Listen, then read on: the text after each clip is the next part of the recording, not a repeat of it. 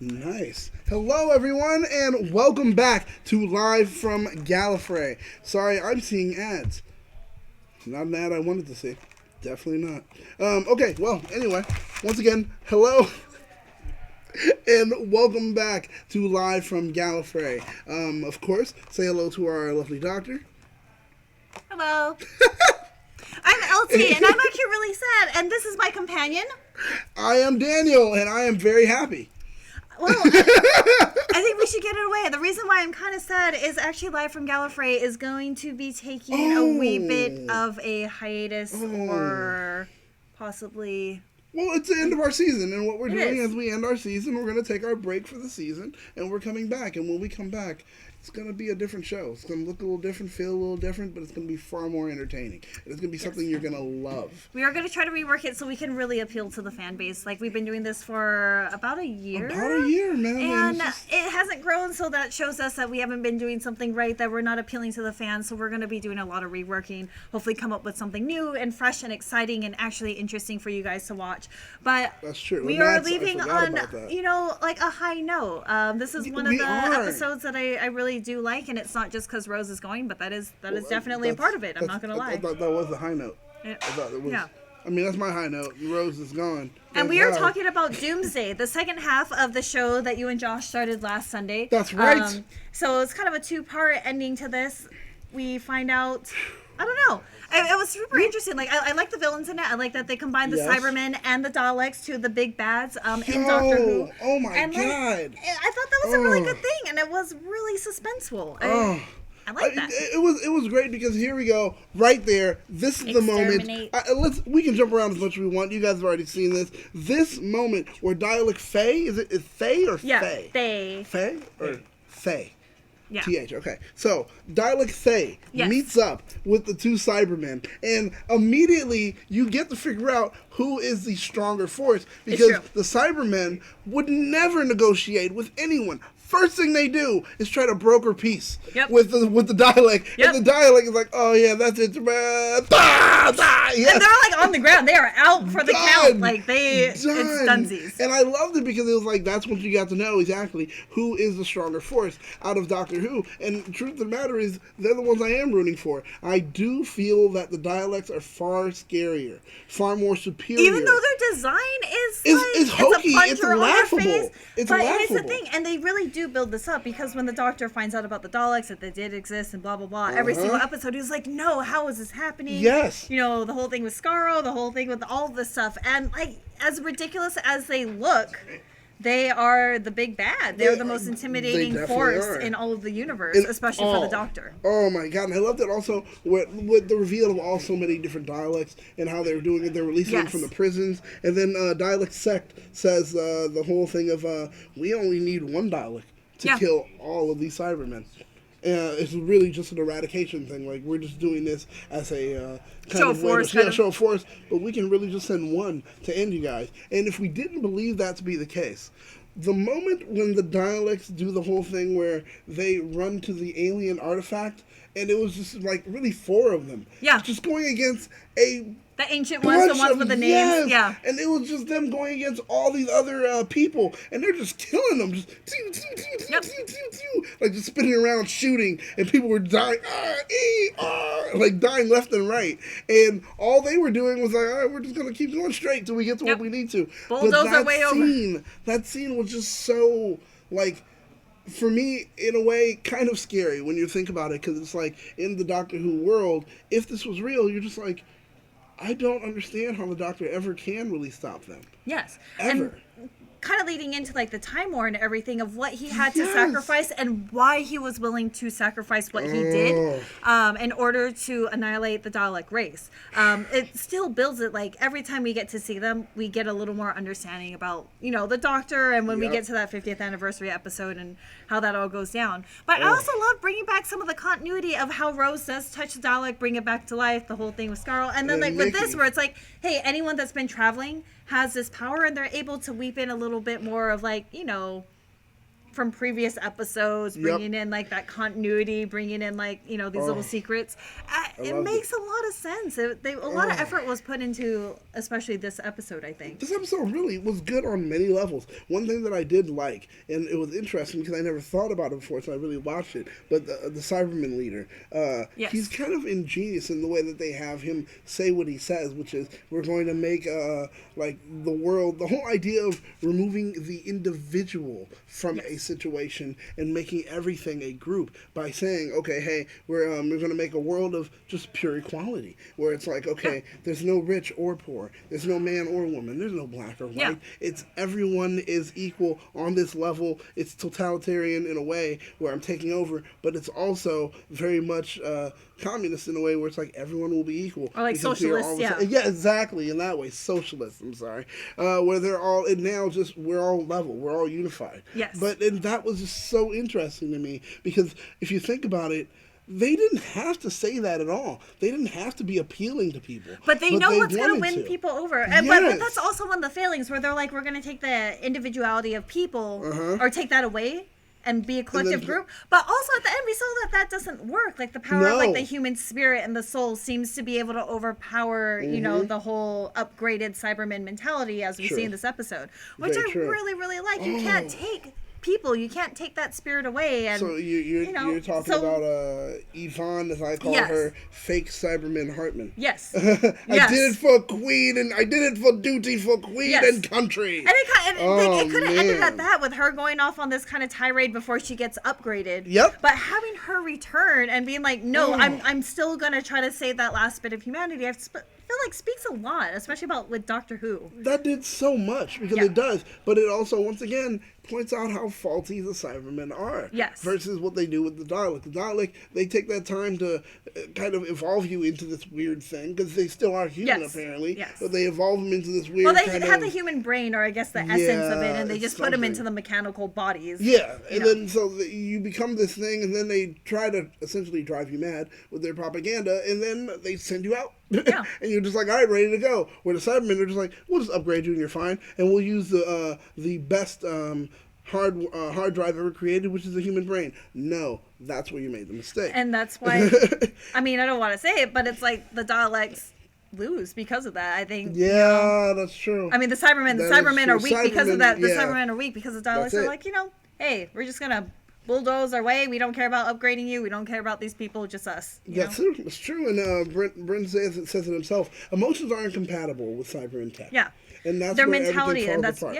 it's true. I absolutely agree with that. That's it. Now, one thing I did love on this episode, or what I'm calling Rose's father now, I'm calling him Parallel Pete. Okay, Parallel Pete, I like that. So Parallel Pete has that moment where he's torn by the loss of his wife, and with no daughter to keep him anchored or grounded, he becomes like this real evil businessman, right? And along with that, I don't necessarily think evil, but very driven, like an ends to a means to an ends kind of guy, where it's like, hey, this is what I want, and this is how I'm going to accomplish it, and like without that, but with no complete the disregard, complete disregard when it comes to even human life, unless it somehow benefits him.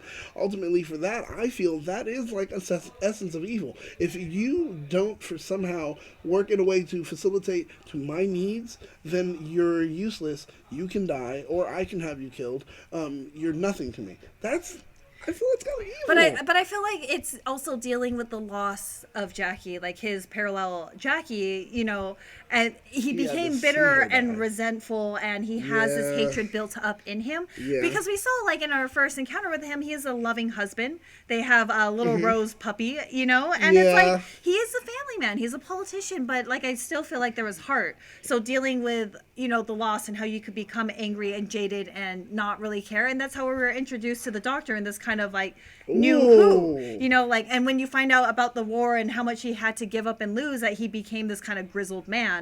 So I feel like there's a lot of parallels that we see, and it's like no one is ever good. Think about that. And we get this with Matt Smith's character, where he says, you know, people aren't good or bad. It's just a bunch of, like, there's this like quote that's really good, and it's just like, you know, these a bunch of choices or experiences that make us who there we is are. Something like that, and I wish maybe a producer could find it, but there's like this really good like Matt Smith quote, and I feel like Doctor Who has always been about that. There is no good and bad. You just make these choices, it's the banality of evil. It's not really something that's really present, because it's almost like, you can be ambivalent to a choice that you may see as evil, but you're doing this choice for something that you may consider the greater good. That makes everything different. I get that. That's true. Hey, Thomas Franco. But one thing that was interesting was for both of them, because essentially they've seen their counterpart die in front of them, essentially. So now being able to see what would be the ghost of your counterpart in this way, and you're able to talk to them, connect with them, hold them, it does something to you. And it was great because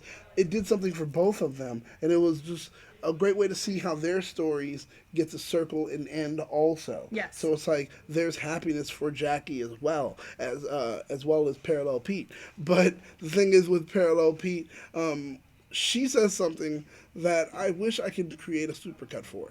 When she says, there was no one else. And I was like, we just had an episode where there was someone else. With that Love and Monsters dude. And then and then at one time I think you may have boned Mickey.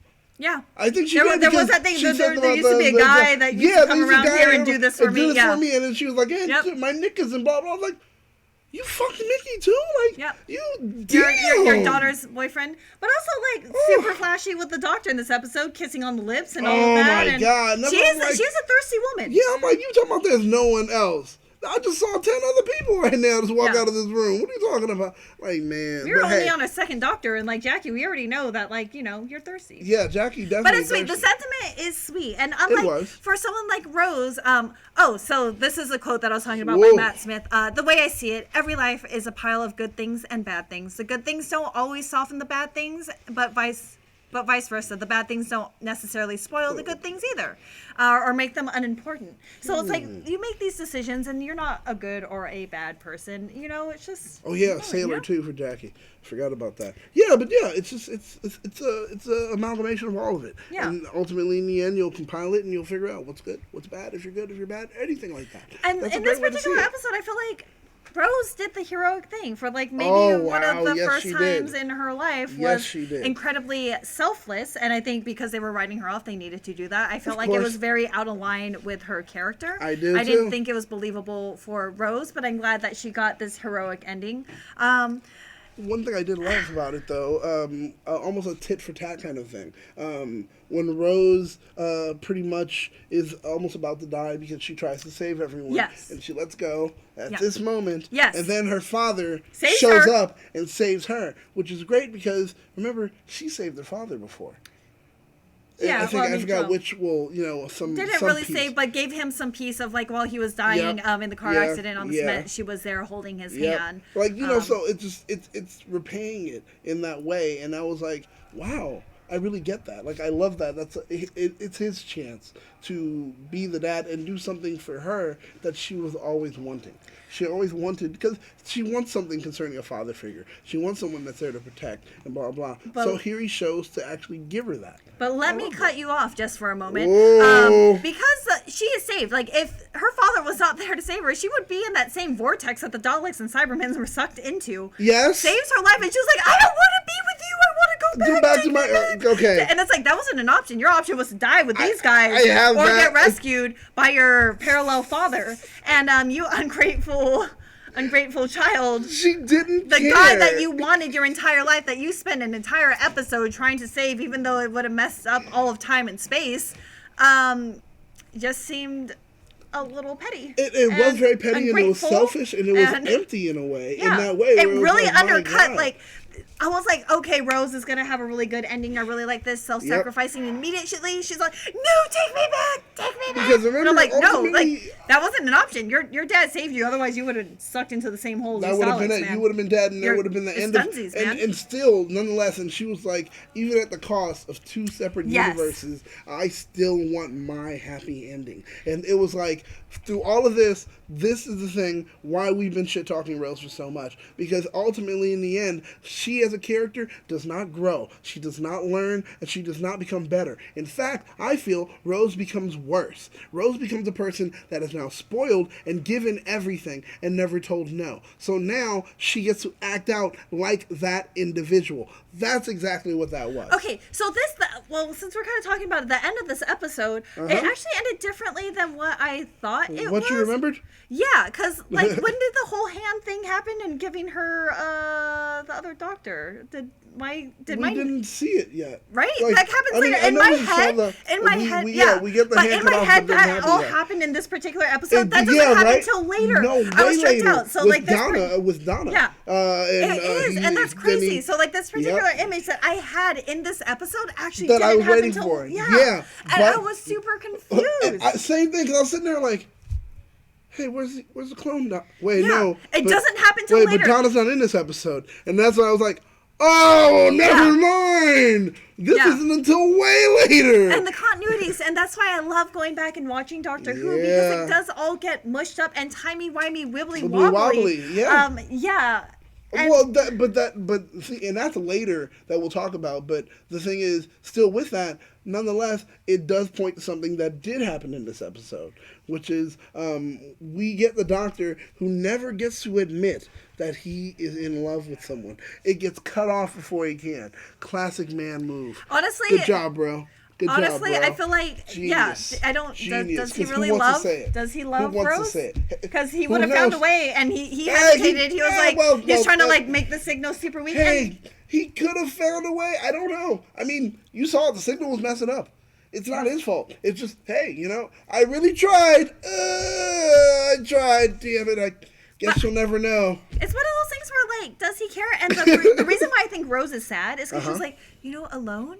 But in the back of her head, she knows he's not going to be alone. She's met Sarah Jane. Mm-hmm. Like, he knows that, she knows that he's going to have companions galore, like hot chicks galore. I am going to replace you. And she's like, wait. And she's already in a wedding dress. Yeah, right. So, immediately you are going to be replaced. And there is not a question about it. Like, the moment that signal breaks up, he's like, oh, my side chick's already here. We're about to get married. He's like, I'm sorry, I couldn't say it. Rose, like, my bad. I'm going away. Yes, Quick. yes. All right, so what are you doing later? You're already in a wedding dress. Let's go. And he just walked off. That was it. Yeah. But the thing is still, he doesn't get to admit he loves her, but he does have an action of love later down the line. Immediately when he has the clone, he has to figure out what I'm going to do. Now this is a living being, and I'm not just going to kill it. Yep. What do I want to... I know exactly what to do. And that is so smart because it's an act of love, which is a love language. And if you guys want to know a little bit more about love languages, you guys can tune in on Tuesdays at 9 p.m. for Quest for Player 2, where we're going to give you a lot of great nerd insight on just the love, dating, relationships, all of it. We'll be focusing on a Black Mirror episode, San Junipero, which is one of the most uplifting episodes in that entire series thus far. So please join us on Tuesday. Definitely. Quest for Player 2. Definitely. See, I did it this time. I was so proud of myself. Oh my gosh. And that's right. I also have to remember this while we are talking about a few things. This weekend, we have some big things going on. That hashtag show is going to be doing 3 panels at LA Comic-Con. We have, actually, we're not 100% sure about our Saturday one. The Power Ranger, the scheduling is still a little bit up in the air. But for sure, we are going to have the Sci-Factor, sci-fi franchises that need to be brought back. And on Sunday, we are going to have Marvel Phase 4, 101, everything that you need to know going into the next phase of the Marvel Cinematic Universe. And actually, there is one that I'm forgetting to talk about that hashtag is doing as well, which is a wrestling one! Are we? Woo! Not on the thing! It's going to have both Johnnies. Yeah, I forgot. we have a wrestling one that culture. Wait, what? And how to break into esports. Oh, how to break into esports as well. Hashtag is killing it at the con, baby. That's what we are doing. Now, the wrestling one is going to have... And we're sponsoring Ready Party 1. Oh, Ready Party 1. And we're sponsoring Ready Party 1. Super exciting. Play on Ready Player 1, which is super fun. They actually had that event over at San Diego Comic-Con as well. So please join us for the official after party? Or just after party? Well, if it's Ready Player 1, it's an official after party. Official after party for LA Comic-Con. That'll be Saturday night. Oh, yeah. What's the venue? Globe. The Globe. The Globe. Makes sense. Yeah. So that's It's a perfect little place to under be. construction. I actually drove past it yesterday. Yeah, There's a they little always bit of have the scaffolding, so but you'll be right in. yeah, It's you'll fine. be able to see the marquee. Yeah, trust me. LA Comic Con, we've got it on lock. If you want to know anything concerning LA Comic Con, just pay attention to hashtag show. That's you'll get it all. On Facebook and Instagram, that That's hashtag right. show. And if And you're then, of curious about course- any other geek articles, go to that hashtagshow.com. That's where you'll get it all. Like if you guys didn't go to NYCC, trust me, we did. You can find out. But anyway, moving on back to this show. Once again, we were kind of disappointed because we didn't get the ending which we wanted, which was making Rose stop being a whiny little bitch and give her what she wants. But we'll see that She later gets down everything. the line. Yeah, we'll discuss it when it does happen. I was Yeah. a little confused because I know what happens at that particular moment, but that actually in episode-wise doesn't happen till later. Man, and that's detrimental too. Man, I think we may have a talk about it on Question Player too, because that's bad to always give someone what they want. Because ultimately, at the moment when you're unable to give them what they want, they've seen you as a person that's always being able to facilitate. And the one moment you don't is the one moment they say, "How useful are you to me? Now I can leave," and then they go away, and that's horrible. And that's what we're doing with Rose. That's my opinion. Hey, Just and wanted Rose to does share that to truth. Mickey, so not a big deal. There you go. They're reconnecting. Mickey comes back for this from his parallel universe as Oh, Ricky. yeah. And she's like, "Oh my god, I love you. Hey, babe, how's it going?" It's like, no, this is weird. I found a real woman. I'm good too. Yeah. You know, Yeah. he found Martha Jones. But is it also, like, Jones? Martha in this particular episode is not Martha. She is No. actually is playing somebody else. Yeah, Addie. I forgot Addie. I believe her name is. But all yeah. her brains came right out. It's Yep. horrible. And that Ooh. stinky snake. Don't step on snake. God. But ultimately, this episode still was a good one. What would you give it? Actually, the send-off was pretty good. I like Rose's heroic ending. She kind of gets everything in this particular episode, she doesn't. The doctor leaves without Yes, having, she yes. does not get that closure. Yes. And Unrequited Bryn love. Darby, I don't necessarily hate Rose, but I hate the way that she's written. She there is you like go. a petulant child. The exactly actress is it. great. She's super gorgeous. It's just the writing. It reminds me of like Power Rangers Turbo, where I'm just like, why do you spend all this time making someone Why make unlikable? why make these choices for this character? Yeah. It doesn't seem it's disingenuous for the character themselves to even make these choices. Yeah. It makes no sense. So that's how I kind of feel about it. That's right. Yeah, but with right. that said, I still actually really, really like this episode. There was a lot of interesting things, mostly because of Daleks, the Cybermen. I like the whole Yvonne coming back and blowing stuff up. Love you, Yvonne Hartman. But yeah, I don't know. It's still not my favorite, especially out of all these. I've given a few episodes a 5, but this one's really only a 4 for me. Nice. yeah.